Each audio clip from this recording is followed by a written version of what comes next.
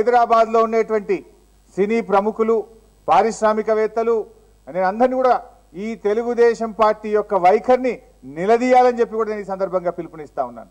ఇవాళ మా ముఖ్యమంత్రి గారు హైదరాబాద్ను ఒక అంతర్జాతీయ నగరంగా తీర్చిదిద్దాలని హైదరాబాద్ చుట్టూ పెద్ద ఎత్తున మా ఐటీ మంత్రి గారి ప్రయత్నంతో పరిశ్రమలు వస్తూ ఉంటే మీ కళ్ళల్లో నిప్పులు పోసుకుంటా ఉన్నారు. ఈరోజు మీరు ఇలా ప్రపంచమంతా హైదరాబాద్ వైపు చూస్తూ ఉంది. హైదరాబాద్లో పెద్ద ఎత్తున పెట్టుబడులు వస్తూ ఉన్నాయి. అందువల్ల దీన్ని ఎట్లయినా అడ్డుకోవాలనేటువంటి కుట్రలు మీరు ఏం తయారు చేసిందో మాకు తెలియదా? మీరు ఏ రాష్ట్రమైనా ఇండస్ట్రీస్ అభివృద్ధి కోసం ఏం చెప్తారు? మా దగ్గర పెట్టుబడులు పెట్టండి, నీరుంది, కరెంట్ ఉందని చెప్తారు. కానీ వీళ్ళు ఏం తయారు చేసిండ్రు? తెలంగాణలో పెట్టుబడులు పెట్టకండి, అక్కడ కరెంటు లేదు, నీరు లేదు, అక్కడ నక్సలైట్లు ఉన్నారని చెప్పినటువంటి మనుషులు మీరు. అసలు ఈ రకంగా ప్రపంచంలో ఎవరు ఉండరు. నేను అభివృద్ధి చెందాలి, నాతో పాటు పక్కవారు అభివృద్ధి చెందాలని కోరుకుంటారు. కానీ మీరు పక్కవాడు చెడిపోవాలి, మేము మాత్రమే అభివృద్ధి చెందాలనేటువంటి రకం మీ రకం. ఇవాళ గతంలో కూడా మీ పద్ధతి ఎట్లుండే? తెలంగాణ రాష్ట్రం కొత్తగా ఏర్పడేటువంటి సందర్భంలో తెలంగాణలో కరెంట్ ఇబ్బంది వస్తే మీ దగ్గర కరెంటు ఉన్నా ఇవ్వమన్నా ఇవ్వలే. శ్రీశైలంలో మేము కరెంటు తయారు చేసుకుంటుంటే ఆ రోజు కూడా కృష్ణా బోర్డుకు కంప్లైంట్ చేసిండు ఇదే దేవినేని ఉమా. ఆ రోజు తెలంగాణ రైతాంగం పంటలు ఎండిపోవాలి, తెలంగాణలో పరిశ్రమలు ఉండకుండా తరలిపోవాలనే కుట్రతో ఆ రోజు శ్రీశైలంలో జల విద్యుత్తును ఉత్పత్తి చేయడాన్ని అడ్డుకునే ప్రయత్నం చేసిండ్రు.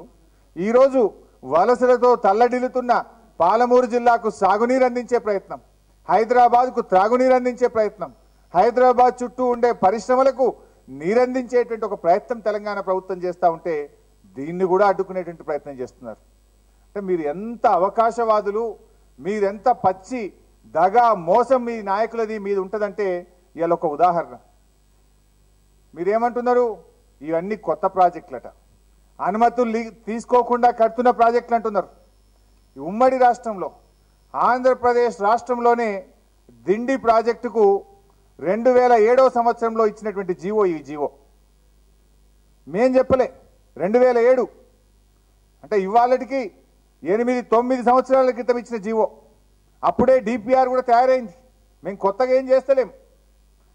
2007లో అప్పటి ముఖ్యమంత్రి రాజశేఖర రెడ్డి గారు ఉన్నప్పుడు జీవో నంబర్ 159 ద్వారా దిండి ప్రాజెక్టుకు డిపిఆర్ తయారు చేయండి అని 1,30,00,000 రూపాయలు శాంక్షన్ చేస్తూ ఇచ్చినటువంటి జీవో ఈ జీవో. ఆ రోజే డిపిఆర్ తయారైంది 30 టీఎంసీలతోని. ఆ డిపిఆర్నే మేము యథావిధిగా అమలు చేశామే తప్ప కొత్తగా చేసింది ఏం లేదు. ఇది ఉమ్మడి రాష్ట్రంలో ఇచ్చిన జీవోనా కాదా దేవినేనుమా? సమాధానం చెప్పాలని నేను అడుగుతా ఉన్నా. పాలమూరు ఎత్తిపోతల పథకం, ఇది కూడా మేము కొత్తగా చెప్పింది ఏం లేదు. జీవో నంబర్ 72/8/2013 ఉమ్మడి రాష్ట్రంలో పాలమూరు ఎత్తిపోతల పథకానికి సర్వే చేయాల్సిందిగా అప్పటి ముఖ్యమంత్రి కిరణ్ కుమార్ రెడ్డి ఇచ్చినటువంటి జీవో ఈ జీవో. ఏం చెప్తారు ఇందులో? Mahabub Nagar has proposed the Palamuru lift irrigation scheme to irrigate an ayacut of about 10 lakh acres in Mahbub Nagar, Rangareddy and Nalgonda district, en route drinking water to all the villages in 3 districts by lifting 70 TMC of flood water in 35 days, 2 TMC per day, 4 stages from foreshore of Jorala, Seychelles. అంటే 70 TMCల నీళ్లను, మిగులు జలాలను, వరద జలం 70 TMCల వరద జలాలను ఉపయోగించుకోవడానికి అప్పటి కిరణ్ కుమార్ రెడ్డి ప్రభుత్వం ఇచ్చిన జీవో ఇది.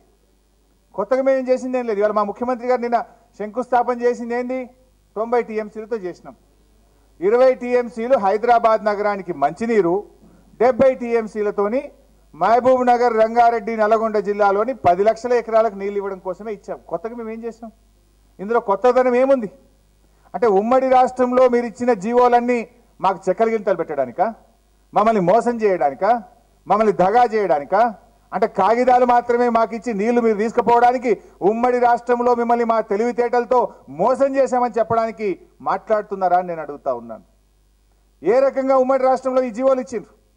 మేము కొత్తగా ఏం చేస్తలేం. తెలంగాణ రాష్ట్రం ఎందుకోసం కొట్లాడినాం? మా ఉద్యమ ట్యాగ్ లైనే నీళ్లు, నిధులు, నియామకాలు. ఏ నీళ్ల కోసమైతే తెలంగాణ పోరాడిందో, తెలంగాణ సాధించిందో ఆ నీళ్ల కోసమే ఈరోజు ఈ పాలమూరు ఎత్తిపోతల పథకం మనం చేస్తూ ఉన్నాం. ఇలా ప్రపంచంలో ఎక్కడ ప్రాజెక్టు కట్టినా పాలమూరు కూలీలే, కానీ ఆ పాలమూరు కూలీల కోసం ఒక్క ప్రాజెక్ట్ లేదు ఈరోజు. ఆ పాలమూరు కూలీల కోసమే ఆ కూలీలందరూ కూడా తిరిగి ఆ జిల్లాకు చేరుకొని వ్యవసాయం చేసుకొని సంతోషంగా సుఖంగా ఆత్మగౌరవంతో బతకడం కోసం ఈ ప్రాజెక్టు కట్టాం. నిజంగా మీరు ఇప్పటికే 2 పంటలు పండించుకున్నటువంటి మీరు పాలమూరు జిల్లా మీ నాయకుడు దత్తత తీసుకొని 7 ఏళ్ళు దత్తత తీసుకొని వలసలు పెంచిండు తప్ప 1 ఎకరానికి నీళ్ళు ఇవ్వలే మీ నాయకుడు. ఇలా ఏ ముఖం పెట్టుకొని మాట్లాడుతున్నాం? మీరు చెయ్యని పని మా ముఖ్యమంత్రి గారు చేసినందుకు కనీసం సంతోషపడి హర్షిస్తేనైనా కనీసం కొద్దిగైనా మీకు ఏమన్నా మిగిలేదు.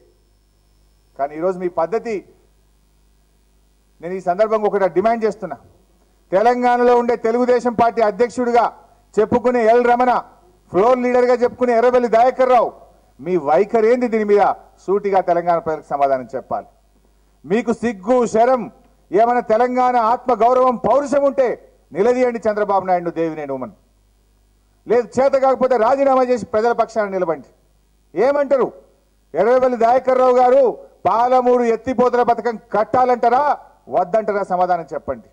మీరు నిజంగా తెలంగాణ బిడ్డలే అయితే, మీకు ఆత్మగౌరవం ఉంటే రోజు కేసీఆర్ని ఆడిపోసుకోవడం కాదు. పాలమూరు ప్రజల కోసం ఈరోజు కేసీఆర్ గారు 32,500 కోట్లతో తెలంగాణ ప్రభుత్వం మొట్టమొదటి భారీ నీటిపారుదల ప్రాజెక్టు ఇవాళ శంకుస్థాపన చేస్తే దాన్ని నీ పార్టీ నాయకుడు చంద్రబాబు నాయుడు, మీ పార్టీ మంత్రి దేవినేని ఉమ అడ్డుకునే ప్రయత్నం చేస్తుండ్రు. దీన్ని ఆపుతారా? మీరు వంత పాడతారా? మీరు అట్లే వంత పాడితే తెలంగాణ ప్రజలు మిమ్మల్ని బహిష్కరిస్తారు, జాగ్రత్త అని చెప్పి కూడా నేను ఈ సందర్భంగా హెచ్చరిస్తా ఉన్నాను. ఇవాళ ఉమ మాట్లాడతాడు ఏ అనుమతులతో కడుతున్నారని. మీరు పట్టిసీమ ఏ అనుమతులతో కట్టారండి? ఏ అనుమతి ఉంది పట్టిసీమగా నేను అడుగుతా ఉన్నాను. ఏ అనుమతులు లేకుండా నువ్వు పట్టిసీమ కడితేనేమో ఒప్పు, మేము కడితే తప్ప? ఇవాళ అసలు హక్కుదారులం మేము. కృష్ణానది అత్యధికంగా ప్రవహించేది మహబూబ్ నగర్ జిల్లాలో, మన రాష్ట్రంలో. ఆ మహబూబ్ నగర్ జిల్లాకు మేము వరద జలాలు వాడుకొని నీళ్ళు ఇస్తామంటే తప్పు పడుతున్నాం. అయినా మీ పట్టిసీమ ప్రకారం ఏంది? బచావత్ ట్రిబ్యునల్ ఏం చెప్పింది? గోదావరి నీళ్లు కృష్ణానదికి తరలించినట్టయితే అందులో 50% ఎగువ రాష్ట్రాలకు హక్కు మీరు కోల్పోతారు అన్నారు.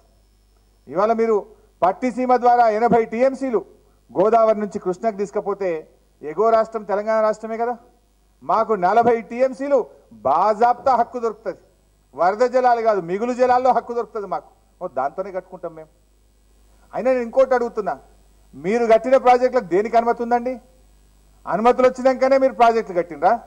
పోతిరెడ్డిపాడికి అనుమతి వస్తే కట్టినరా? గాలేరు నగరికి అనుమతి వచ్చినాక కట్టినరా? హంద్రీ నీవాకు అనుమతి వచ్చినాక కట్టినరా? వెలుగొండకు అనుమతులు వచ్చినాయా? మీరు ఇంత పోలవరం అన్నారు. పోలవరంకు నిన్న మీరు రాష్ట్ర విభజన సందర్భంగా ఏదో దొడ్డిదారిని అనుమతులు తెచ్చుకున్నారు. పోలవరం ప్రారంభించినాడు ఏ అనుమతులతో ప్రారంభించారని నేను అడుగుతా ఉన్నా. ఒరిస్సా, పక్క రాష్ట్రాలు, ఛత్తీస్గఢ్ అడ్డంకులు పెడుతున్నా మీరు పోలవరం ప్రాజెక్టు కట్టలేదా? మీరు చూపించిన దారే మేము చేస్తున్నది. మేము కొత్తగా ఏం చేస్తలేము. ఏ అనుమతులు లేకుండా ప్రాజెక్టులు కట్టిన మీరు ఆ రోజు. అయినా మాకు అన్ని హక్కులు ఉన్నాయి. అనుమతులు లేక కూడా కాదు, మేము అనుమతులు తెచ్చుకుంటాం తప్పకుండా. ఇప్పటిదాకున్న పద్ధతి ఏంది? పనులు ప్రారంభమైతే ఇంకోవైపు అనుమతులు తెచ్చుకునే ప్రయత్నం చేస్తాం. But authority, the Andhra CM says that the moment arrested, that is the last day of the Telangana government. Mr. Chandrababu Naidu or XYZ anybody, know it. You got elected with an alliance with BJP, but here we got the mandate on our own. This is a democratically elected government here. నువ్వు కాదు నీ తాత జేజమ్మ కూడా మా వెంట్రుక కూడా విక్కోలేరు.